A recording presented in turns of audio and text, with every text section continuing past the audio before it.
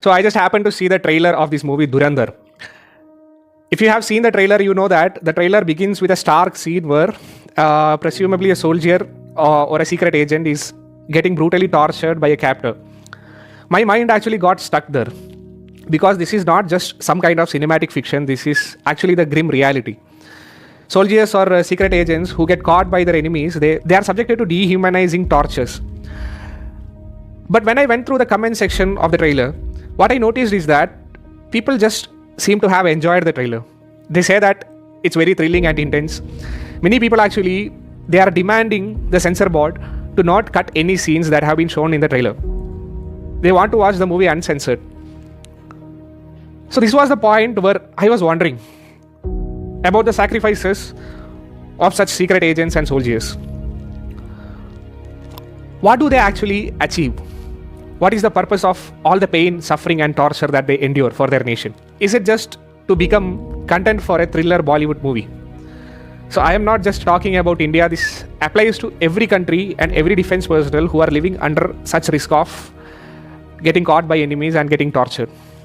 So the reality is that these people have been brainwashed up to the limit that they are putting themselves into the risk of getting caught by their enemies and to get tortured brutally. They are getting brainwashed by stupid ideologies like patriotism, religion, etc.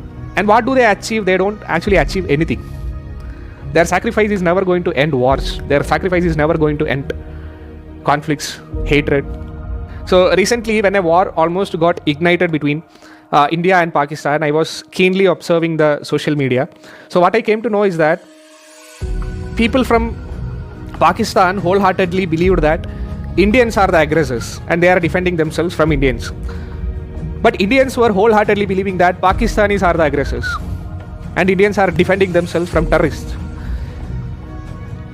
So this is what actually each secret agent who sacrificed themselves think in their mind, that they are defending their own country, they are trying to protect their own people from an aggressor. And what would be their counterparts from Pakistan thinking? Would they be thinking something different? If you think so, you are utterly stupid, because they would also be thinking that they are doing some noble thing, they are trying to defend their country, right? They are sacrificing themselves, they are enduring all that pain to protect their own people from Indians. This is a very simple fact. If you can't see this obvious reality, you are an utter fool. I live in a country where a large number of people romanticize army. They are literally army lovers who make posts and stories about bravery and sacrifices of army people. But do these people actually care for these people who are enduring all this pain and suffering for their supposed protection? What do they actually do to prevent their pain and suffering? Nothing actually. They just try to stir the conflict between these nations up by spreading hatred based on religion or nationality online, and they are just ensuring that this war and conflict never ends, and there will be more and more number of soldiers suffering this kind of tortures. So if you are a person who is planning to sacrifice yourself for your country or for religion or for any similar irrational purpose, just listen to me. You are not going to make any change in this world. You are not going to end the violence. You are not going to end terrorism or suffering in this world. You are just being a fuel in a circular system, in a cycle of endless wars, hatred, tortures, violence, suffering. You are just being a fuel. What you can do maximum is that you can become content for a thriller movie. Your real pain and suffering that you endured will be mixed up with some masala contents and will be presented as a thriller movie to those privileged people who are not actually facing their enemies in a war zone. And in their free time, these privileged people will watch your story, your movie and enjoy. That's all. See, what I have to say is that you choose to sacrifice yourself because there is a spark of compassion within you, right? There is something within you. That's why you are trying to sacrifice yourself for someone else. So what you have to actually do is that you have to unleash that compassion and empathy within you, not the slave within you. You are actually unleashing the slave within you and becoming slave to some stupid ideologies. That doesn't make any sense. Religion, nationality, all these are just imagined realities that doesn't exist.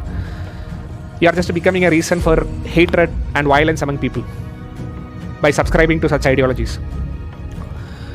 If you really wish, if you are a person who is about to get brainwashed, but your real intention is to stop the violence and suffering in this world, what you have to actually fight for, what you have to actually sacrifice yourself for, is an ideology called Ephilism. Ephilism is an ideology which actually aims to end the suffering of everyone, from Indians to Pakistanis to Sudanese to Gazans to Israelis to farmed animals to wild birds to worms to insects, every single sentient being in this world who can feel pain and suffering just like you and me.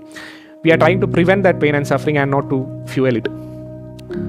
So basically what we are trying to do is to do the only one practical thing that can end all the pain and suffering, that is to prevent the births of everyone, of animals and humans. If nobody is being born in this world, they don't have to face any war, they don't have to face any diseases, they don't have to face any natural disasters, they don't have to face their predators, they don't have to face slavery, right?